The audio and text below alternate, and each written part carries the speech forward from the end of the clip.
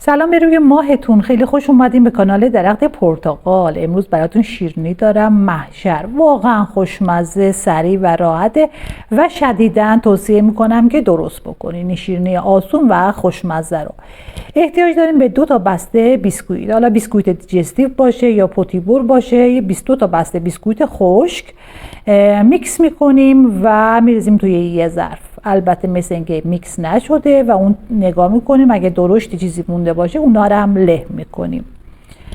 تو تمر باقلواست این شیرینی و بسیار لذیذه. 1 استکان چایی به این اندازه پودر قند، 1 دونه لیوان کوچیک پودر نارگیل، 1 دونه فنجون قهوه پودر فندق، 1 دونه استکان چایی اینجوری کوچیک پودر پسته، 2 عدد سفیده تخم مرغ، 1 قاشق مربا خوری کره را آب میکنیم، میریزیم و شروع میکنیم به ورز دادن، عشق ورزیدن و محبتمون رو به این شیرینی اضافه کردن. شما چون بیسکویت طعم داره، شما لازم نیست اسانسی بهش اضافه کنین، ولی وانیل میتونین اضافه کنین یا هل هم میتونین اضافه کنین. حالا شما میگین که خانم این که فندق و پسته و اینطور چیزا خیلی گرونه، ولی خب الان تو این گرونی بیرون که میخوایم بریم بشینین یه دونه باقلوا بخورین، کلی باید هزینه بکنین. همسر من خیلی باقلوا دوست داره و تو این گرونی شیرینی خیلی طعم نزدیکی به این باقلوا داره. بیرون بخواین یه باقلوا با یه چای بخورین کلی هزینه میشه و این راحت ترین روش به مقدار زیاد به تعداد زیاد برای نفرات بیشتر میتونین این شیرینی رو تو اسرع وقت درست کنین. 10 استکان 1 مقدار اندازه 1/4 کمتر استکان شیر اضافه میکنیم. گلاب هم میتونین اضافه کنین، این سلیقه خودتون بستگی داره، چون این کار فقط باعث منسجم شدن بافت موادمون میشه. ببین به این حالت بافتش ضخیم در بشه، ببخشیم پیوسته تر بشه. از الان بوش محشره. بعد شروع میکنیم توی یه سینی کاغذ روغنی میندازیم و اندازه گردو خمیری که آماده کردیم و گرد میکنیم و میذاریم روی کاغذ روغنیمون. فرو تو 180 درجه گذاشتیم گرم بشه تا موقع پخت ازش استفاده بکنیم. بعد از اینکه کاملا توپ توپی کردیم و همه رو گذاشتیم میذاریم داخل فر و 8 دقیقه بهش زمان میدیم. ببینین این شیرینی رو شدیداً بهتون توصیه میکنم تو خونه درست کنین، ارزششو داره و بسیار لذیذ و خوشمزه و حرفه‌ای در میاد.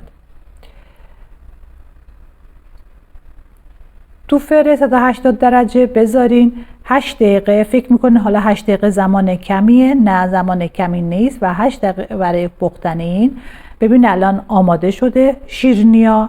بعد از اینکه خاموش کردیم بعد 8 دقیقه اجازه بدین داخل فر بمونه یه 10 دقیقه تا خنک بشه، بعد در بیارین چون اون موقع بسیار نرمه و اصلا پاشیده میشه. اجازه بدین تو فر گرم بمونه یه چند دقیقه، بعد درش بیارین، بعد اون موقع سرد میشه و میتونین روشو با شکلات آب شده تزیین بکنین. 150 گرم شکلات رو من آب کردم، حالا روی کتری به روش بنماری یا داخل مایکروفر، هر روشی که خودتون دوست دارین، و بیسکویتایی که آماده کردم، شیرینی های خشکی که آماده کردم و میزنم داخل شکلات و توی سینی یا بشقاب سرم میچینم. به این حالت 150 گرم کافیه و روشو با پسته، پودر پسته یا خلال پسته تزیین میکنم. ببینین تو این شیرینی شما به جای پودر پسته یا فندق میتونین از گردو استفاده کنین، از بادام استفاده کنین، هر کدوم براتون ارزونتر، به صرفه تر و در دسترستون هست رو میتونین استفاده بکنین. همشون طعمش عالی میشه، هر کدوم یه مزه خاص خودشو داره، ولی خب با پودر پسته یک مزه دیگه خواهد داشت مطمئناً.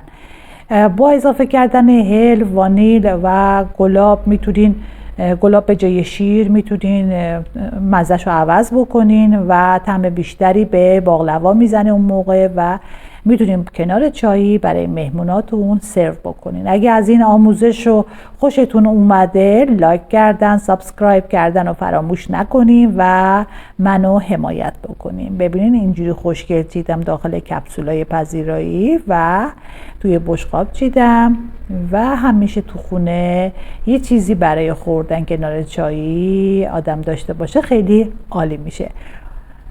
حمایت کردن منو فراموش نکنین. نظراتتون، پیشنهاداتتون و سوالات اگه داشتین کامنت بذارین، حتما جوابگو خواهم بود. خدا نگهدار.